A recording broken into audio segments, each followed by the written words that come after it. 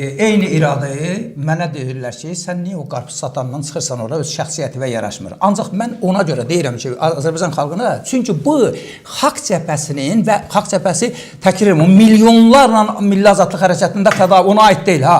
Məhz Əbülfəz bəyin qarpız satan məsələsi aydınlıq gətirir. Məhz Əbülfəz bəyin Sən ölü dəllərin adını bilmirsən. Bir də amma qayıdıb sənə deyərlər də, deyəcəm mən indi. Şeyin Əbülfəz bəyin. Bunun simasında Heydər bəy, etikaz olsun da, mən cavab vermək haqqını tanımırsan axı. İmkan vermirsən sən.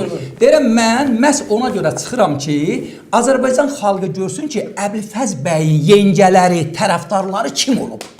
Və mən bunları hakimiyyətdən salmağım üçün meydandan da böyük xidmət hesab edirəm.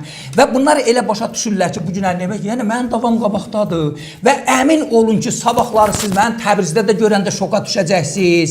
Və elə başa, və 100 minlərlə insanlar yenə də Nemətin apardığı mübarizədə qalib gələcəkdir.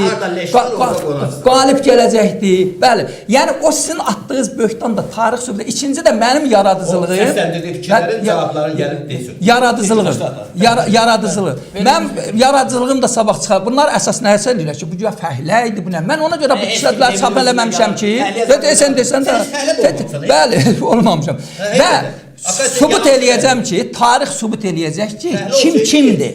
Və bu günləri, Heydər bəy, bax bu günləri Azərbaycanda nə qədər ləyaqətsiz, mənəviyyatsız, əxlaqsız adamlar varsa, Elçi bəy puşurmasının altında bu ölkəmizdə də, dövlətçiliyimizdə də problemdir.